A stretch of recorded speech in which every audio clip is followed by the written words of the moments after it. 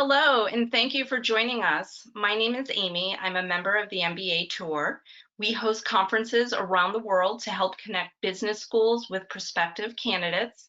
We also host a series of virtual events that are occurring this summer and throughout the fall. So please check our website after the webinar to see when we might be having a virtual event in a city near you. Today, we are joined by Scott Edinburgh. He is the founder of Personal MBA Coach. Scott is a Wharton and MIT graduate and has helped hundreds of applicants around the world get into top-ranking MBA programs. Scott will be discussing what admissions committees are looking for and how the process works.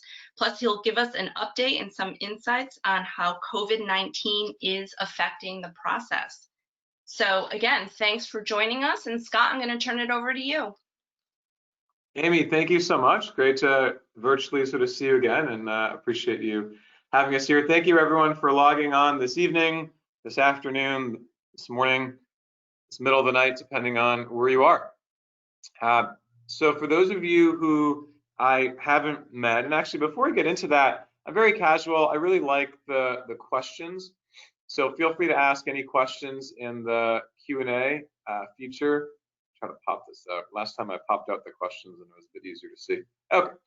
Yeah, so ask any questions throughout the process. Just kind of type it in online. It's not exactly like Zoom, but we will still see the questions. And we'll kind of go back and forth between the presentation and Q&A. And then we always leave time for Q&A at the end. So definitely stick around at the end in case your questions don't get answered beforehand. So a little bit about myself and kind of what we do here at Personal MBA Coach. So I'll give a little bit more background. I know Amy gave a bit of an overview as well. I went to MIT for undergrad, studied economics and business at Sloan, was a teaching assistant for one of the MBA courses as an undergraduate. Then I worked at Deloitte in strategy and operations consulting within mergers and acquisitions, and spent a few years there, had work around the world, and then I went to Wharton for the MBA. I picked Wharton because when I was in high school, I took a couple summers of economics classes at Wharton, really liked the curriculum, and wanted to go back for the MBA. So went there, loved the experience. I actually founded Personal MBA Coach now 13 years ago when I was a first-year student. A couple of my best friends were applying to schools, and they hired other consultancies that had a bit more standard processes, let's say large teams of consultants. They were paired with one of them from the team. They worked part-time on the applications. I thought the quality was pretty good, but lacked a little bit of personality and character. Long story short, I ended up redoing them. They ultimately, first two got into Harvard, then one got into Wharton, and we expanded from there. So now I run the company with my sister, who's a former Bain & Company consultant. And these are some rankings, so some sort of numbers. Top ranked consultant on a lot of different, third-party verifiable review websites. Last year, I was the only consultant who was a speaker at the GMAC conference and talked with admissions directors about a lot of different things. We have a 96% success rate. It was actually higher than that this past year, which doesn't mean everybody gets in, and not everybody's happy, but that's sort of part of this process. Most people are very happy though, right? And so over 96%, it was actually close to 97, got in, and with over 5.5 million in scholarships last year. So a little bit more about what Personal MBA Coach does for those of you that don't know about us, and then we'll get into the meat of the presentation today. So we offer complete support throughout the entire life cycle of you, essentially. If you're young and you're not ready to apply yet, you're just testing things out, you're trying to see what this admissions curtain is all about, we can help you. We have what's called early MBA planning, anywhere from a few months through 3 years before applying to school. We say 3 years, but honestly, signed up someone who just finished high school, and we're helping them at this point way ahead. Then we have tutoring for GMAT, GRE, and executive assessment tutoring. We have in-house software to guide through the tutoring sessions with modules, sample questions, thousands of answers, full-length exams. Our tutors all score to the 99th percentile, often even higher. Not that they split out the percentile, so you're talking 790 kind of GMAT scores, maybe 780. Tutoring is very personalized, very customized. So private tutoring It's really special because what's different about us than other places, we're somewhere in between the large company and the small company. So we're large enough that we can offer a lot of assurances. Sign up with us, we guarantee you'll be happy. You bring it to us, we'll fix it, or we'll give you your money back. But small enough that we don't have these large sort of systems where you're trained for 3 months as a tutor and you're just reading out of a book, let's say. And then we have former M7 admissions directors and former interviewers on our team. So there's a question about the success rate. So the success rate is calculated based off of applicants applying to 5 or more schools through our comprehensive package, which ends up being the vast majority of our clients anyway, and getting accepted to at least one of those programs. Usually it's more than one, but that means that they're getting accepted and going to school.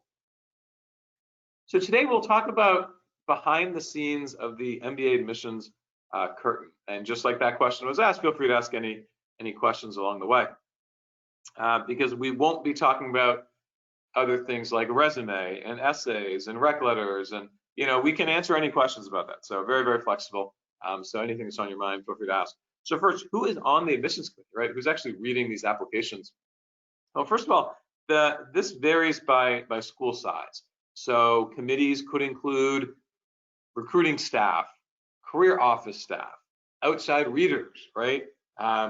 Third-party consultants, full-time admissions directors. A lot of different bodies that could actually be reading your application depending on the school. Some larger programs and even some smaller ones, they have second-year students.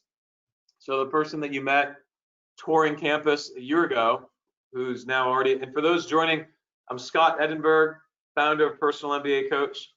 Went to MIT for undergrad, worked for my MBA, and we're talking about behind the curtains of the admissions process. I'll give you a little bit of a brief overview of myself at the end as well, because we're seeing a lot of new joiners. Larger programs and small programs might have second-year students reading applications, maybe even interviewing and making recommendations. So these are folks that are trained really well, but they might just be, kind of second-year students. And then some schools even have academic program staff, faculty or deans on the committee. Some people ask, why, right? So why would these folks be on the committee? Why are they reading applications? Because if you think about it, you want to do well in the classroom. And so if they have someone who is actually involved in the classroom creating courses, they might be a good proxy to see whether you would actually do well. Here's another question. Thanks for hosting the session. Absolutely, thanks for coming. How long should applicants spend on each essay on average? Well, so when we work with applicants, and we've been doing this for 13 years, and for those new joiners, I'm on the board for the Association of International Graduate Admissions Consultants. I was a speaker at the GMAT conference last year. So we've done thousands of these over the years.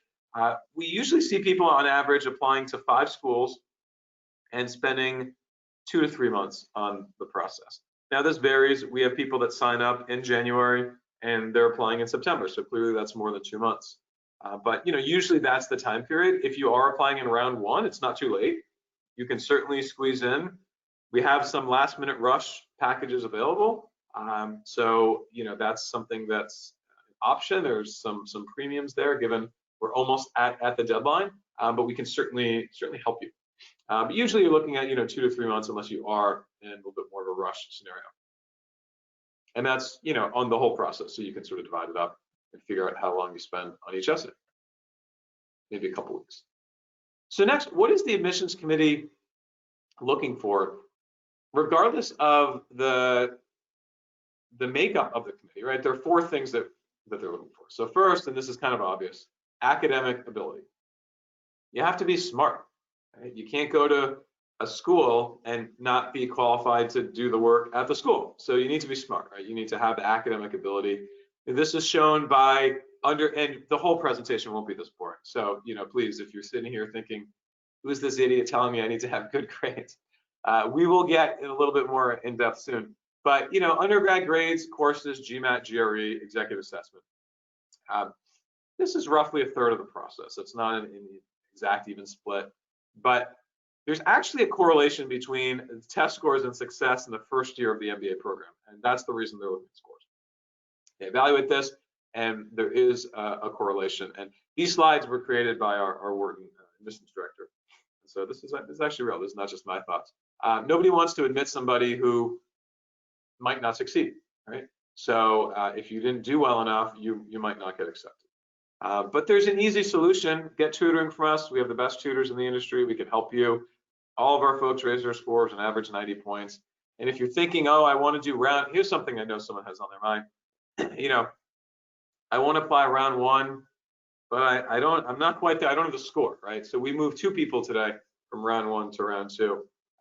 You know, they don't have their score and they want to figure out what to do, and it's almost the deadlines. Well, let's just push forward anyway. Round 1's almost here. Well, not the right plan, right? If you're not ready, don't be ready. Apply round 2.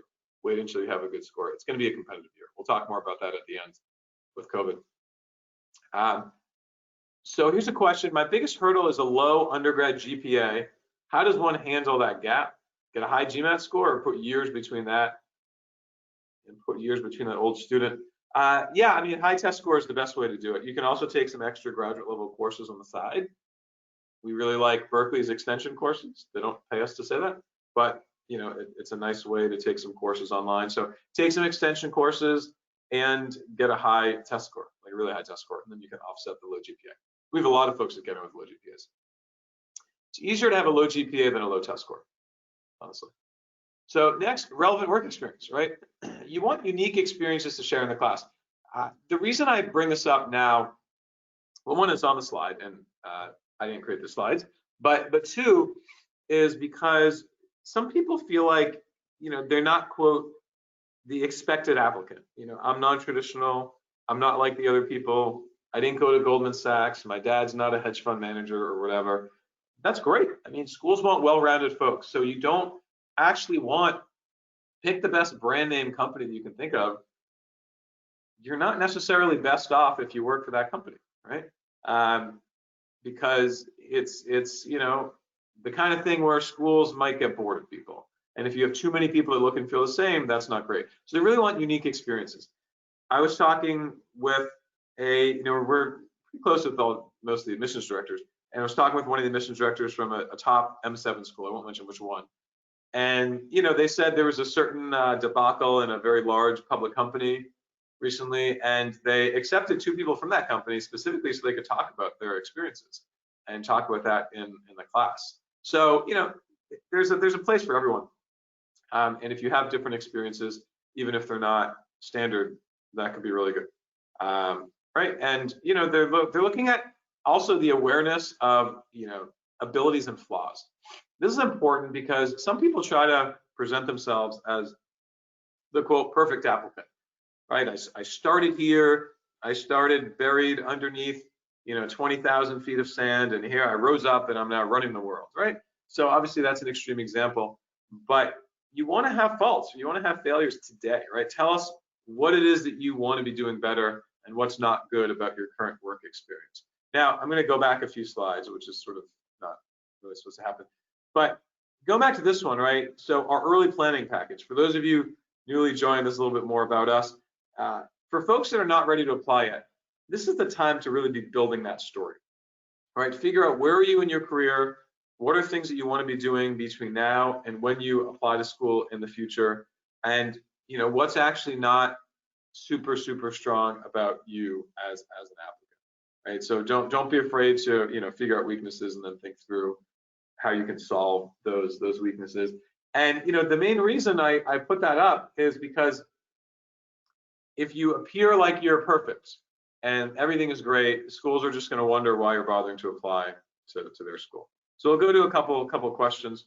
What are your thoughts regarding letters of support / supplemental references?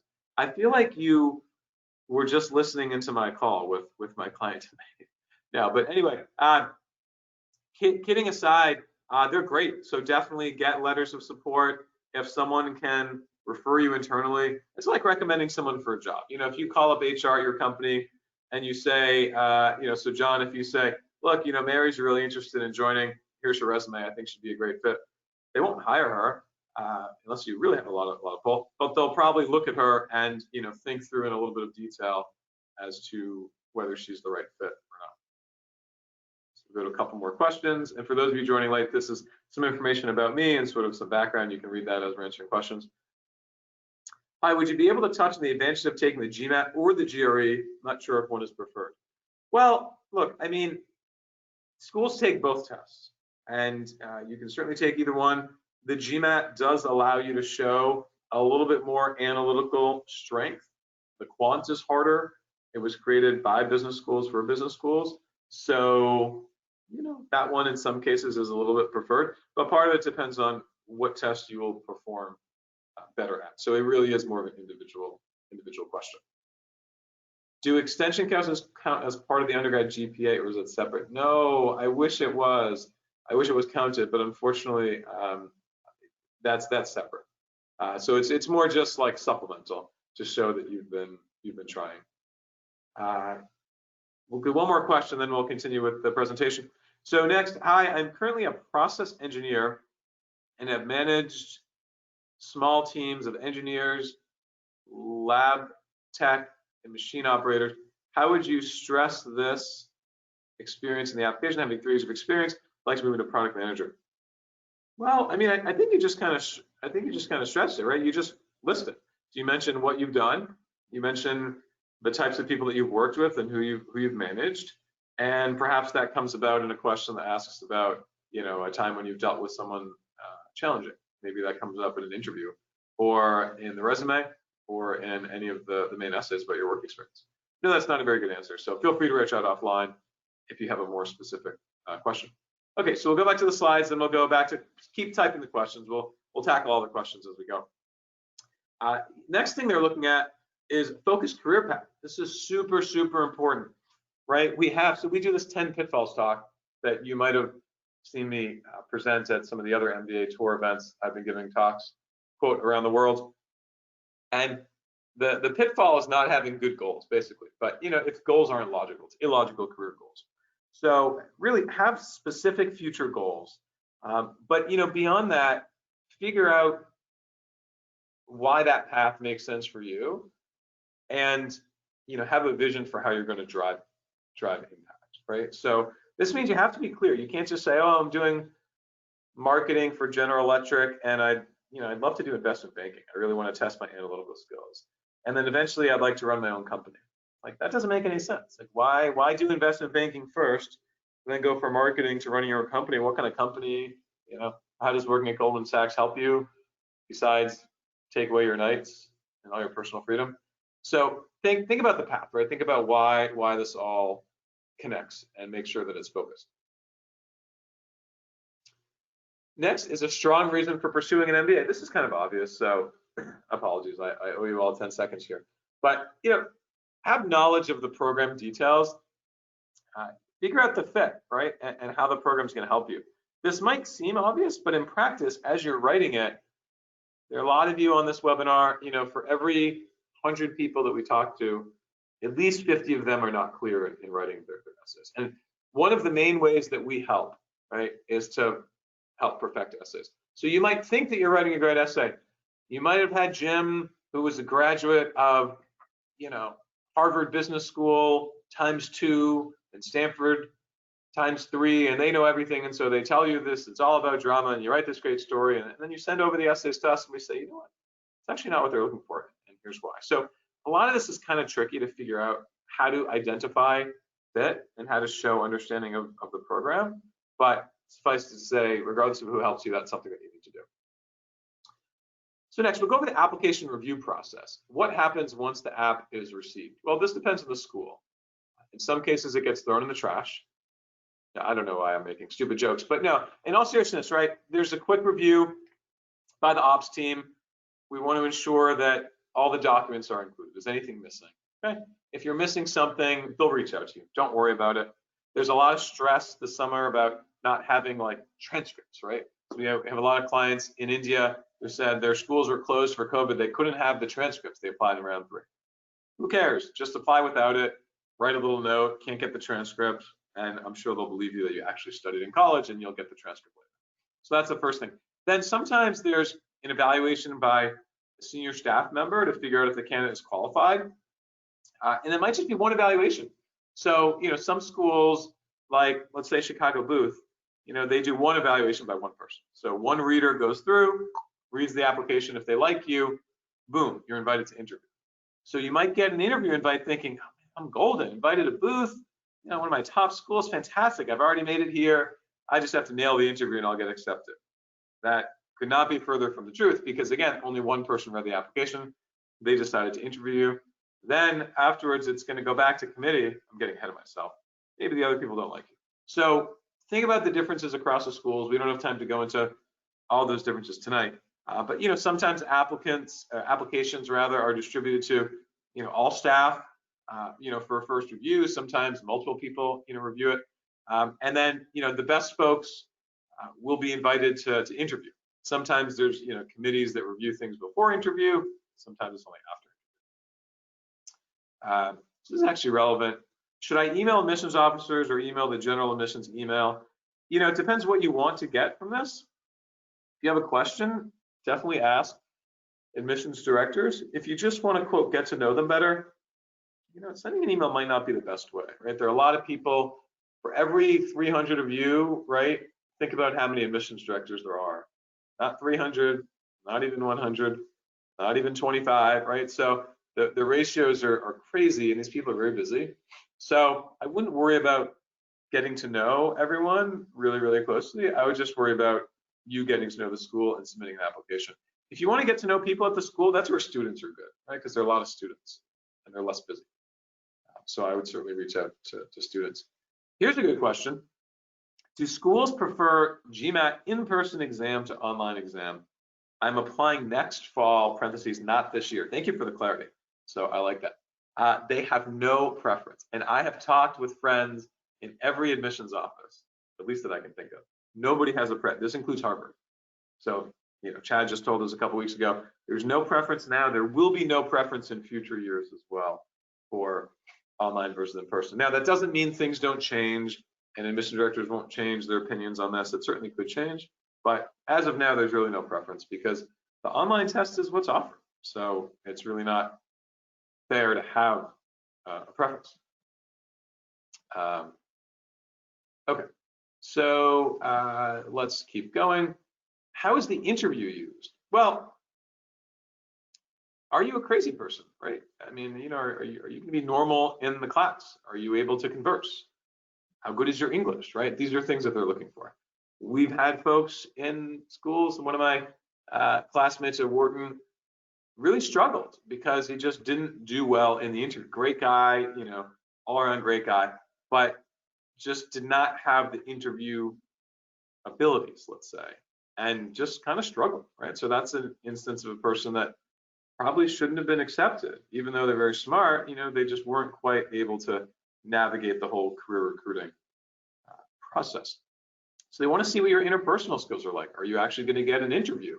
Are you going to, or rather, are you going to get a job once you do get invited to the interview? This adds to basic information from the paper application. What is it like living and studying with you? Are you a nice person? What's funny about this process, and we do a lot of this as we're, weeding out clients, let's say, right? So if we talk to you, you'll be interviewing us to see whether you want to, work with me. Now, we offer satisfaction guarantee, or we'll give you your money back. This is a new thing, so we make it very transparent because that's very important. But the other thing is, we're making sure that it's the right fit on both sides, even for us. Now, for a school, they don't really, I don't want to say they don't care how happy you are, but they're not as concerned, let's say, as we would be. But still, they want to make sure that the fit is right. So if you are an A+ student and you get a 780 on the GMAT and you're a top performer and you have great rec letters and you show up in the interview and you're just obnoxious, right? And that won't work. I mean, you won't get into any school, certainly not to a lot of the schools. And I've seen this happen. I've seen a lot of people just not come across as genuine. It's nice. It's like likable. I mean, this is important. So make sure that you do that in the process and make sure that you are that way too. So next is goal, right? So we're going to pressure test the goals, figure out if the candidate's goals are feasible, right? And then also figure out if the candidate is coachable. So those are two different things, right? One is the goals are realistic. Cool, I get it. Millie is doing consulting work at McKinsey. she wants to go and do product development at Amazon. I don't need to coach her. Millie will do fine. She doesn't even need to step foot in our career services office. Her goals are realistic, that's fine. But then Bill is doing horse farming. Anyway, works on a farm and then wants to go and work in private equity post MBA, right? Hold on a minute, red flag. They have no idea what they're talking about. Is this candidate even coachable? So, we know that the private equity goal is not a good goal, right? That's not realistic. Probably won't happen for this applicant. But are they coachable? Like, do they understand that there's a lot to learn, right? So that's where this like pressure testing of goals comes into play. It doesn't mean if you write a bad goal, you won't get accepted, but it certainly will be asked about in the interview, assuming that the interviewer has read your essays. So next is evaluate interest in the program. For those of you who just joined, I'm Scott Edinburgh, founder of Personal MBA Coach. Went to MIT for undergrad, working for my MBA, and been running this firm for 13 years. Pass over some slides about us at the end. We're talking about what happens behind the scenes of the admissions team. And we'll go over one more question, and then we'll kind of go back to the presentation. We'll be going back and forth. We'll do all the questions at the end. How often do you recommend reaching out to admissions officers, and what kind of questions do they appreciate being asked? Yeah, so I mentioned a little bit before, you don't really need to do this that much. It depends on the school, though. Some schools want you to do it a lot more, and that's where our coaching can help you. But ask smart questions. Ask them something that they need to follow up on, right? You don't want to ask, what percentage of people work in the Midwest after finishing your school? It's like, oh, who's the loser who asked that? Rejected. They should have looked it up on the website. We published that information, right? So don't ask something like that. Ask something that they'll have to look up. They'll have to follow up with you. Send an email. Now all of a sudden you're in their inbox. Okay, so the other thing that happens during the interview is we're evaluating the interest in the program. Now, if you write an essay and you hire, almost everybody hires consultants these days. So presuming you're hiring a consultant, if you want to put your best foot forward, whether it's us or somewhere else, and you're writing good classes and you're saying what I want to do at this school. Okay, cool. So you do that. Now, how am I really able to evaluate your actual interest? But if you're sitting in front of me in an interview, even if it's on Zoom, I can really get a sense for how motivated are you? Like, do you actually know about the program? What questions are you asking us? Are you showing us that you have some kind of an interest in us? How do you answer the question of like, why do you want to apply to our school, or what other schools you're applying to? Are you really interested, right? So that's very important because yield is crucial. You want to accept someone who's going to actually come, and given people are applying to 5 to 7 schools to maximize their chances, and my admissions friends know this, right? They want to see how interested are you in their program. They don't want to necessarily see that that's the only program you're applying to. And if you sit down in every interview and you say, hey, this, you're my top choice school, it's not going to be genuine, right? Be honest. It's not the top choice, don't say it. And even in an interview, if you say it, it's not really super believable, let's say, because people are applying to a lot of schools. So, that said, you really want to demonstrate interest. Next is predict future performance. So we want to find out if the candidate may perform in front of a corporate, find out how the candidate's going to perform in front of a corporate interviewer, or, with other alums, right? So is this person hireable? Like I said before, would you actually get a job? That's pretty important. And then in some ways, you're discussing information that's not shown in the application. So maybe we're talking about a gap in work experience, or talking about the academic potential, given that we got a 670 GMAT and a low quant score, but we have a 399 GPA and we've been working for 7 years with 3 promotions. There's some kind of disconnect here. Like what, let's talk about this, right? Tell me what happened. Maybe we find out someone passed away, or you did the online test and your power went out or something, right? So some of these things are worth diving into. You won't get rejected just because you didn't do well on an exam. You ultimately might get rejected, but it wouldn't only be because of that. Problem. So what happens after a negative interview experience? This is some creepy looking guy here. So, usually it leads to not getting accepted. If you think about how many people are invited to interview and how many get accepted. Take a school like Harvard Business School. Okay, you have 100 people applying, 20 of them get invited to interview. So already you've beaten out 80 people. So these are 20 really good people out of 100. What that means is you have to really crush the interview. If you just have an okay interview and you kind of had a bad day, you tripped up on a question, overall you think it went pretty well, you're almost definitely not getting it. Just because the pool is super competitive, and if you even mess up one or two questions, it's probably not going to work out for you. So you really have to do well. Now, if you don't do well, but everything else is perfect, maybe that's where you put in the waitlist pile. It's like, all right, Scott didn't really impress me that much. He stuttered half the time as he was answering the questions. It seemed like he was really nervous. He didn't have a good answer for what's a job that he would not want to do within the industry that supposedly he was an expert of. But everything else looks really good. Maybe that's waitlist, right? Maybe waitlist, and then we'll kind of see how things come together. Sometimes the interview is an outlier and it's overlooked, but it's not that often. So we have the largest team of former interviewers in the industry. We have folks that used to interview at almost all the top schools, interview guides for all the schools, sample questions. We have former group interviewers that help with the interviews. Interviews are super, super important. I've been interviewing longer than I've been even doing admissions consulting. So it's a very crucial part of the process. You want to do well. Again, if you don't do well, it's not that likely that you'll get accepted. But I will say this depends on the school. If any of you are in New York and applying to NYU Stern, 75% of you would get accepted from the interview. Very, very high. Now, our overall admit rate is around that anyway from the interview. So for Wharton, it was 84% of our interviewees got accepted. Well, the school average is 50. We just did a lot better. And for Harvard, we're rolling in around 70. Again, school average is 50. So we do a lot better than average, but usually it's around 50% get in from the interview. NYU is very high at 75. Some schools are a little bit lower too. So what happens after a good interview? Well, it's sort of obvious, but step one, the application goes to another evaluator, right? So it's like, okay, Jill was fantastic, really loved her personality. She had great answers to the questions. I can tell that she really wants to be a part of Columbia Business School or MIT Sloan. Sometimes the additional reader blind, which means they don't see what the first reader looks at and writes down. I actually like this method better. I think it's the most objective way to do it, right? So admissions director number 1 reads it, then admissions director number 2 reads it. They each have to weigh in differently, but sometimes it's not blind, and so then you might be sort of influenced. Well, now the app goes to either another admissions director, or it's presented to the entire committee for final review and decision. And maybe it's not even final. Maybe they have to go back and talk again. Now, how long do they spend to talk about applicants? Honestly, it could be 40 seconds, could be 5 or 6 minutes, maybe 7 or 8 minutes. You're not spending 40 minutes talking about somebody because you have thousands and thousands of applications and there just aren't that many people.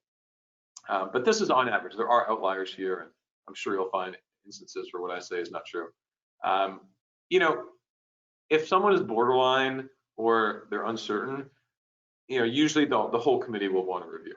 Before accepting someone, especially if you're talking about a small school, everybody wants to know if this person has, some sort of iffy parts to them.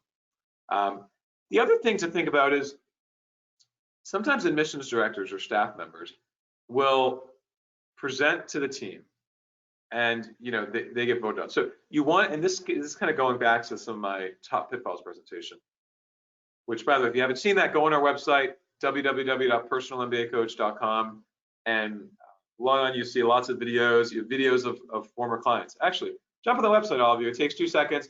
Watch a video. We have Rishi on the homepage. We worked with him in the extended round 3. See what he has to say about us. You see other videos like the top pitfalls presentation. But essentially, someone's going to go to bat for you, and so you want to make your application simple enough that admissions director X, a Thursday night when they're tired, can write down a few notes and say, bam, this is why we're taking Scott. And you don't have 12 great things about me and leadership of this thing and this success here and this, because it's harder, right? I have 3 key points. 3 key points, right? I'm a softball leader. I helped raise funds to build clean water wells, and I'm doing some great analytics projects for my firm. That's not me, but just an idea, right? Keep it simple. Keep it simple. KASS. Sometimes an admissions director will, basically pass on the clear admits or clear denies for processing, and sometimes, the team is discussing the maybes, right? So as I mentioned before, if you're in the middle, that might mean more people are touching you. And decisions. So decisions are, oh, well, what's happening there? Okay, so then decisions. Decisions are released either on a rolling basis. Some schools are rolling, meaning if you're applying to a school like, I don't know, Columbia Business School, and you haven't submitted, reach out to us. Let's work on it. Time is ticking, and people are getting accepted, and they're not you. Or on a specific date. And typically the school's website tells you what date they released the decisions, and that's when you'll hear. Sometimes schools call you a day before. Don't worry if you don't get that call. It's super stressful, but you can get in even if you don't get that call the day before. If denied, you can apply next year, right? A lot of people are reapplicants. Roughly 10%. 10% is a lot of people got rejected in a previous year. So if you got rejected last year and you want to think about reapplying, reach out to us. We work with tons of reapplicants. If you get rejected this year, you can obviously reapply. Sometimes schools offer feedback, but not often, so don't expect this. I'll say that again, don't expect feedback, but sometimes schools will give feedback, and this depends on the school. Okay, we'll go to some questions before we go to the wait list. So let's see, does applying early in round one give you an advantage with admissions? Typically, yes, round one is going to be better than round two, but that assumes two things. Well, I guess more than two things, but I'll only talk about two right now. That assumes one, that your test score is as strong as it can be in round one. Now, if you have a 730 GMAT and you're from an overrepresented background, yes, I was reading into your name a little bit, and you can get a 750 or 760 in round two, hold the horses, round two. Don't apply early if your test score is not as strong as it can be. Or if your essays just aren't as strong. If you're sitting here, it's August 11th, it's at night, you're having a glass of wine, you're eating some filet, and there's popcorn in the microwave. Actually not hungry, I don't know why I gave all those details, but you haven't really started things. Maybe round one isn't for you. You're just kind of absorbing things. Round two might be your friend. Do admissions officers really read the whole application? Yes, they do. They're not going to have you spend time and not read it. Everything will be read. Now, how much time do they spend on it? It depends. If you roll in with a 490 GMAT score, probably it'll be a 30-second read. It's not going to be in a whole lot of detail. But presuming you're at least in range, let's say yes, everything is going to be read. And that's a really good question. You're spending a lot of time on this, so wouldn't be fair otherwise. Okay, we will go to the wait list and then we'll go back to more questions afterwards. So some schools offer feedback to help waitlisted candidates improve. Some schools don't. It's not a real reason. It's more so just sort of staffing and how much a school wants to get to know you. So for any schools listening, if you don't offer waitlist feedback, maybe you should. Candidates want to hear it. But definitely check the policy for each school. It is absolutely possible to get off of the waitlist. It's a good place to be, right? This means that schools really like you. No one gets on a wait list if they're not strong. Most people get rejected, like the vast majority of people get rejected. And sometimes I even have clients that are confused about this and don't quite get it. And so we have to educate them to say, look, 80% of people just got rejected, right? So if the admit rate is 19%, 80% of people just got rejected. So definitely if you get on a wait list, that means that you got mostly there. So don't worry too much about it. What else? So some schools will allow you to submit additional information to folks talking about job promotions, additional rec letters, things like that. Not all schools will though. So certainly something to kind of keep in mind. And then figure out what your weaknesses are, right, and start working on them. Usually this means a low GMAT score. Typically this means a low GMAT score. But there's sometimes when there's really not a weakness, right? We just have too many qualified candidates. So it might mean that you're great, like you're certainly in range. I won't say your 740 is not high enough. You need a 790 or something. But maybe we just have too many people, and that could certainly be part of it. So that's kind of wait list. Let's see, and feel free to ask type wait questions. We're going to read a few questions and figure out which ones make the most sense to answer now. So give me a pause for 1 second. We'll be right back.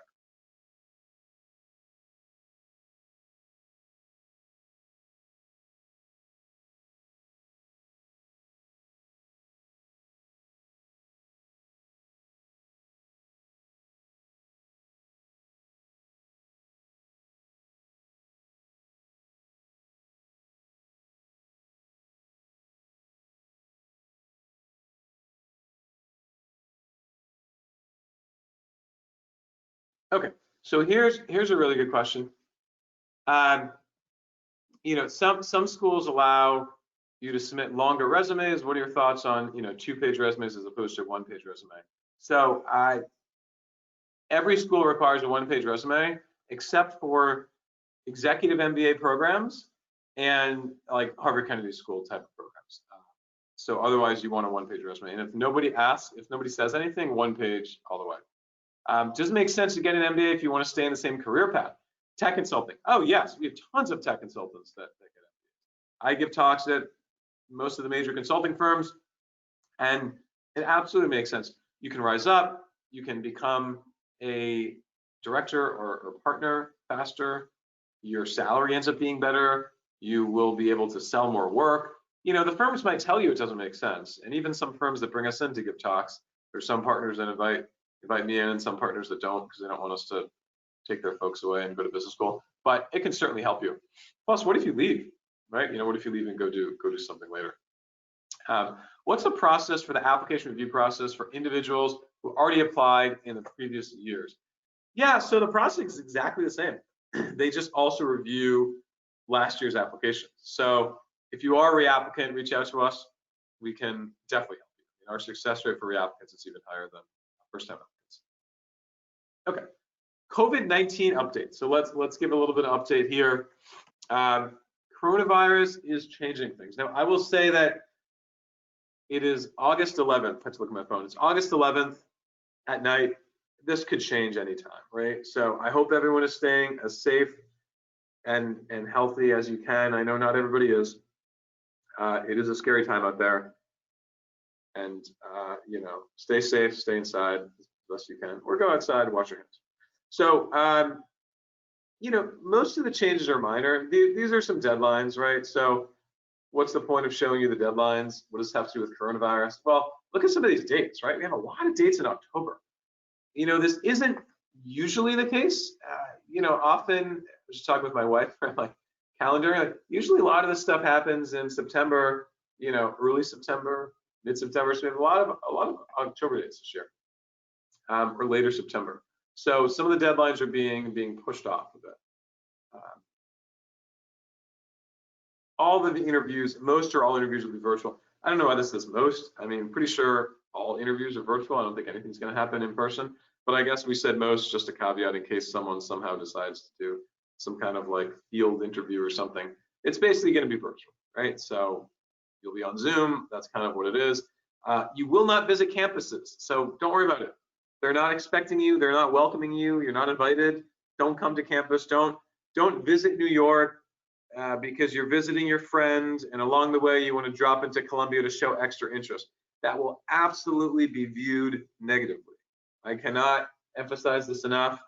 If you roll into Hanover, New Hampshire, and you're like, here, Chuck, I'm on campus, they'll tell you to get the hell out of there. They don't want you there. Campuses are having students that are studying there, and they don't want extra bodies right now.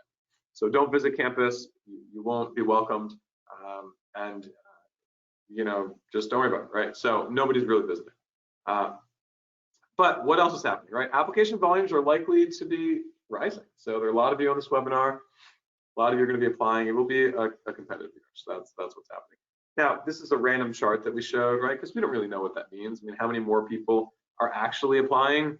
We don't know until the applications come in. We obviously have a proxy, but you don't really know until the apps come in. We are seeing a larger rise in domestic applicants. So what are people doing because of this? You're applying to more schools. So last year, 5 was the most common number. I think it'll be 6 this year, 6 schools. You're getting a higher GMAT score, get 10 or 20 points. Now, if you want to roll in and, you know, just give it a shot at 2 or 3 schools and you have like a, you know, subpar GMAT score, I'll probably tell you that's a bad idea. And I might not want to take you as a client. because you really want to be competitive. It will be a tough year. Give yourself enough chances to actually be successful. And then there are some deferred students that are actually taking up, more seats. So people that got deferred from last year, they might already have a sort of pre-selected seats. But some of the schools are going to be increasing their application, or rather increasing their class size. And I can't publicly say which ones and by how many, but I do know some schools that are increasing their class size. So, this means that overall it's going to be a challenging year, right? Round one's going to be competitive, round two will be competitive as well. So that's what's happening. Now, a little bit about us. Our clients get into all the top schools, and they've had more scholarship dollars than anyone else out there. So, over 5.5 million last year alone. I think we're at like 6.5 million, or even higher, because the numbers are actually still rolling in a little bit. So all the top schools, global schools, we help a lot of people in Europe, a lot of people in the US. So any school that you want to apply to, we have folks in now and close connections with admissions directors. Some schools, if you work with us, we can even get your profile a priority review. So you can sit down one-on-one with an admissions director and chat with them. And this is something that is brand new, actually, as of probably about a month ago. Not many schools, by the way, so don't sign up with us and say, Scott told us you could sit down with Stanford's admissions director. No. It's not many schools, but it is certainly possible. So how can we help? So, what do we do with admissions consulting work? And then we'll go over all the questions after I give you a little bit more details about us, right? So, went to MIT for undergrad, worked for my MBA, been running this for 13 years. We'll help you with private tutoring. So we have the best tutors in the industry: GMAT tutoring, GRE tutoring, executive assessment tutoring, in-house software to guide through the sessions with modules, sample questions, thousands of answers, full-length exams. Some of the time is spent teaching concepts, tips and tricks. How do you answer things more efficiently? Watching you answer things on the whiteboard and say, no, let's move this number here. Let's do it over there. We guarantee that everybody's really happy with tutoring. We had folks last year that signed up. They were going to their third, fourth, and fifth tutoring company, and we were always the last. And we do brainstorming, right? We figure out what's your story about, what are things you're covering. This is a very, very initial kind of high-level overview of our process. If you want to work with us, jump on our website, personalmbacoach.com, submit an inquiry. We saw some inquiries came in, as the presentation was going on from some of you. So definitely submit inquiries. We can have a consultation and talk a little bit more. But we figure out your story. What are you writing about? Who are you? Right? What's going to allow you to shine? School selection, detailed editing of the resume. We'll give you guides for the essays to show you what you should write, how you should write it, what's important for one school versus another. We have our own in-house sort of process that we use to track everything with deadlines and calendars and tasks. We've made a lot of changes over the last year. We heard some feedback that people wanted more structure, wanted more direction. So we have more structure than you want. Let's put it that way. And now we're, getting some joking complaints like, I get it, I'm behind, I'll do the essays on Wednesday. Yes, we can, you kind of go into more details about that. So there's definitely a lot of structure. And then we have former interviewers from most of the top schools to do interview prep, and we'll give you guidance on rec letters, who you should ask, and what they should write about. So here's a little downloadable that you can download, application tips ebook. So here we're going to talk about some more questions. Let's see. Do you have a sense for how professionals, designations, CFA are viewed? Yeah, so CFA is positive, so good question. It's a net positive. Is it huge? No. Will it change a 3.2 into a 3.5? No, but it is definitely a small net positive. Not big enough that it's worth doing just for this process, but it certainly does help. How are schools evaluating GMAT scores of applicants that can only take the online version of the test? Yeah, it's kind of a tough process, but they are evaluating it the same. And I know that's not really fair, but that's all that they have to go off of. So they have the GMAT score. Hopefully centers open up. Hopefully GMAC maybe decides to increase the number of times that you can take the test. I'm talking with some folks there. It might happen, might not happen. I don't want to promise anything because right now it's just one time. But at the end of the day, if you feel like you did really well on practices, I got 6 760s and I could only get a 720. Write that in an optional essay. These are humans. they will read this, they will take that into consideration. Hi, you familiar with executive MBA programs? Yes, we help a lot of folks get into executive MBA programs. Are we providing insight for the EMBA admission? The insight is similar. Some differences for executive MBAs, and we just started someone on 5 EMBA programs yesterday. So some of the difference for EMBAs are you want to think about leadership a lot more, right? So what have you done to succeed? How are you going to be really helping other students better? It's a bit trickier to go through the EMBA application process. Our process is a little bit more involved. We're focused a lot more on the professional path, focused a lot more on leadership. At the end of the day, though, it's goals. That's why the school. So a lot of that is similar. How do extension courses impact your application? Specifically, would the application for the applicant include within the application? Yeah, so you just write it somewhere. I mean, it could be within education, it could be with the additional information. It doesn't matter where. Point is, hey, I took these classes, I got an A, and that just shows that you are that much more prepared. What about for early decision program requiring a commitment? What about that? So I don't know what specifically that question is asking, but there are early decision programs that do, give you a leg up in the application process if you feel like that's a program for you, and you're interested in telling them that you will commit. Doesn't mean you're committing then. It means you're telling them that you will commit, if you get accepted.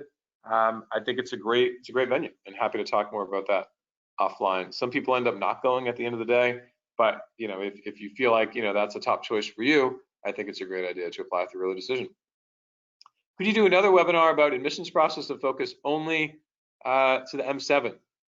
Yeah, we can certainly do that. Reach out, and we actually have. I feel like we have that. We must have that on our website. Go to our website, download some downloadables. There's definitely a guide for M7 schools because that's, a ton of you are applying to M7, as I realize. So we can certainly do that, and I can also help you offline if you're looking for help. Another question on the GMAT. Given limited in-person appointment availabilities, restrictions, is it ever advisable to submit a suboptimal score with your application to meet round one deadline, resubmit improved score? Yeah, it's a good question, right? I'm hoping admissions directors will allow late scores. And if any of you are watching this, as I know some of you do, let's do that, right? Let's allow late scores. I've talked with some of you about this already, but I don't know that it's going to happen, right? And I can't promise that. So I think if you're not competitive, I would wait until round 2. That's my advice on August 11th. And that's the advice I'm giving all of my clients, just because we don't know. Every day is changing, every day is different.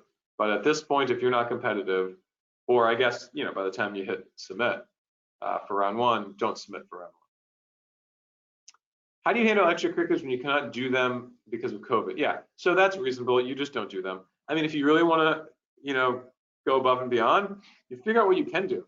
So we have folks that are doing great things outside of the office that have nothing to do with being in person, and they figured it out.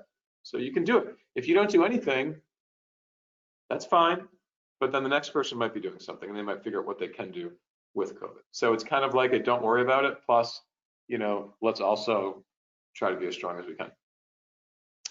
How do you boost your candidacy as a reapplicant to the same school? Well, you can take graduate level courses, you can get a higher test score, you can talk to students, you can show your demonstrated interest in the program, you can get promoted at work, you can do more interesting projects. Those are a few things that you can do. And then write better applications, right? Often we see reapplicants, I would say 95% of the time we see someone that doesn't get in, or that's hesitating, or that is interested in like a gut check, or there's some kind of hesitation. We look at the essays, they're terrible. That's just what we see. I'm not trying to be obnoxious. I'm just saying that that's what we usually see. And so write better essays, right? Get help, write better, have a clearer story, be more concise, have a better application. I think that's go a long way. When you say low GMAT score, what do you mean? Yeah, that's a good question. I don't have an answer for that because it really is individual. So it is person by person. But if you look at yourself and you consider yourself to be, let's say coming from a company that has a lot of smart people, and maybe your GPA is not super amazing and your test score is a little low, most people know if they're not in range. Most people know. but it really does depend on the person. There's some profiles that need to get 30 points above the average to be competitive. Some profiles that can get in 60 points below the average. So it really does depend on the person. And that's where we really need to work with you to help you. So let's see. And if there are questions that we haven't answered, then we're running out of time, so we're going through what might be most relevant. Then feel free to reach out separately to chat. Like if it's more so about us and our services, then definitely reach out. We can have a consultation. We can absolutely talk about everything. If I know I'm applying for fall 2022, would you still suggest practicing essays for this year? I would say no. No, you don't need to do essays. Certainly don't hire us for essays. I would just focus on beefing up the profile. We have a whole early MBA planning package that's designed for how to improve yourself between now and when you apply. Don't write essays now, though. That's just extra work. I wouldn't do that. I wouldn't write it quite yet. How beneficial is physical science PhD when applying to schools? It's not beneficial. It doesn't increase your chances of getting in, the fact that you have that. But if you have that, it certainly could be part of your story, right? So phrase it that way. We have a lot of people that have PhDs that apply to schools. We work it into the story. The PhD itself doesn't necessarily make you a better applicant at all, but you certainly could get in with a PhD. So how do you stress accomplishments that are specific to your field if your background is not in business? Yeah, so you have to be creative, right? You have to be creative if you are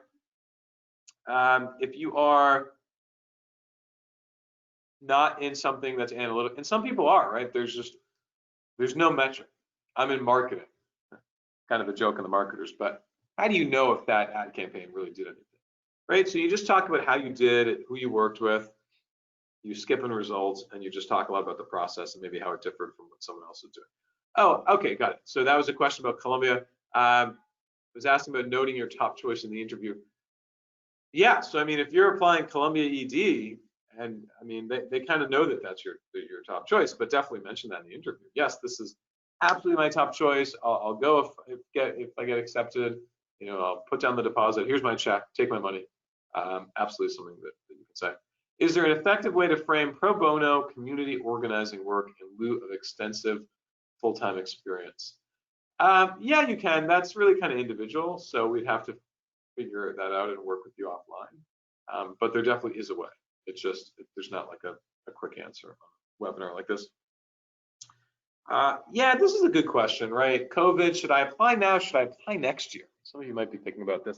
Forget about COVID. Forget about COVID. Apply when you're ready. This is an investment in the future. You can only make it once. I guess you could get 2 MBAs, but it's not really smart. So you're only really going to make this once. You're going to do it at the right time for you. Don't let COVID distract you, right? Apply when the time is right. The other thing is we don't know what's going to happen. You're starting a year from now. What will COVID be like in a year? I don't know, and so who knows if applications are going to be easier or harder next year. I'm forecasting them to be harder next year. I don't have any indication that tells me that it's going to be easier to get in next year than this year at all. And I would be shocked if it were easier. So, as recessions go on, more and more people apply. I don't think I'd wait. I think if you wait, it's probably just going to be harder. So I would apply. Okay, I think this is our last question, but oh no, we have some more.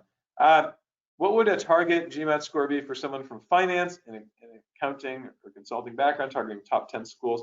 Yeah, so that gives me a little bit more information. I mean, if you're in some kind of analytical school or analytical job, going for a top 10 school, target 740, 750, because a lot of those folks end up doing well.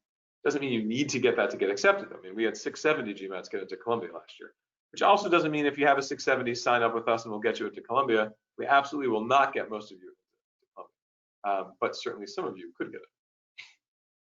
How can you make the most of the character limited short application questions? That's a little bit more detailed, probably tough to answer on a call like this. So I'll probably pass on that one, but that's certainly something that we can help you with. Thank you. Yes, thank you. Absolutely, really appreciate that.